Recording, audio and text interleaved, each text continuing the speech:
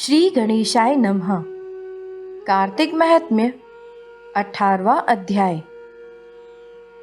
अब रौद्र रूपी महाप्रभु शंकर अपने वीर गणों के साथ नंदी पर चढ़कर हंसते हुए युद्ध भूमि में आए। उनको आया देख उनके पराजित गण फिर लौट आए और सिंहनाद करते हुए आयुधों से दैत्यों पर प्रहार करने लगे। भीषण रूपधारी रुद्र को देखकर दैत्य भागने लगे। तब युद्ध में अपने दैत्यों को पराजित होते देखकर जलंधर हजारों बाण छोड़ता हुआ भगवान शंकर की ओर दौड़ा। उसके शुंभ निशुंभ आदि वीर भी क्रोध से अपने होठों को काटते हुए शंकर जी की ओर दौड़े। इतने में शंकर जी ने जलंधर के सभी बाण जालों को काट अपने गणों को निर्भय कर अपने अन्य बाणों की आंधी से दैत्यों को पीड़ित कर दिया। खड़गोरमा नामक दैत्य को अपने फरसे से मार डाला और बलाहक का भी सिर काट दिया। धसमरई भी मारा गया और शिवगण चिशी ने प्रचंड नामक दैत्य का सिर काट डाला। किसी को शिवजी के बैल ने मारा और कई उनके बाणों द्वारा मारे गए।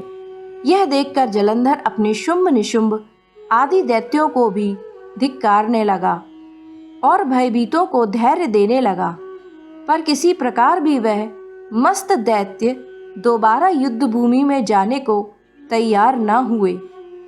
दैत्य सेना ने पलायन शुरू कर दिया। तब महाक्रुद्ध जलंधर शिवजी को अपनी ओर ललकारने लगा।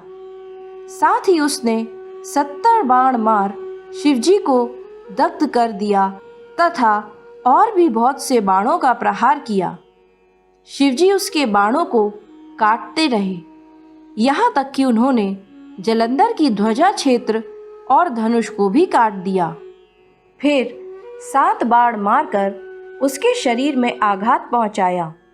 धनुष के कट जाने से जलंधर ने प्रचंड बाण मारकर उनकी गदा के टुकड़े कर दिए।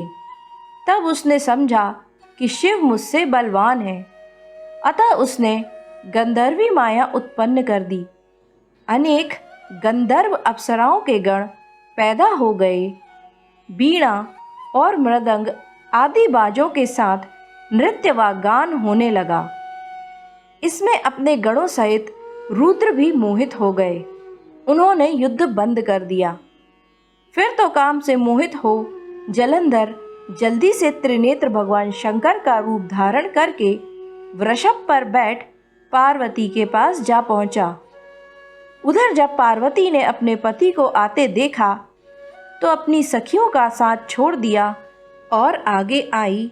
पार्वती को देखकर जलंधर कामातुर हो गया और उसके पवन से वह जड़ भी हो गया। गौरी ने उसे दानव समझा। वह अंतर्ध्यान होकर उत्तर की ओर मानस पर चली गईं। वहां पार्वती को देखकर जलंधर फिर शिवजी की ओर लौटा और उधर पार्वती जी ने भगवान विष्णु को बुलाकर दैत्य का वह कृत्य कहा और यह प्रश्न किया कि क्या आप इससे अवगत हैं? भगवान विष्णु ने हाथ जोड़कर उत्तर दिया कि आपकी कृपा से मुझे सब कुछ ज्ञात है। हे माँ, जो आज्ञा हो पालन करूं। जगत माता ने विष्णु जी से कहा, उस दैत्य ने जो मार्ग खोला है उसका अनुसरण उचित है। मैं तुम्हें आज्ञा देती हूँ कि तुम जाकर उसकी स्त्री का पतिव्रत भ्रष्ट करो। वह दैत्य तभी मरेगा। पार्वती जी की आज्ञा पाते ही भगवान विष्णु माँ की आज्ञा शिरोधार्य कर छल करने के लिए जलंधर के नगर की ओर गए। इस प्रकार कार्तिक महात्म्य का 18वां अध्याय पूर्ण हुआ।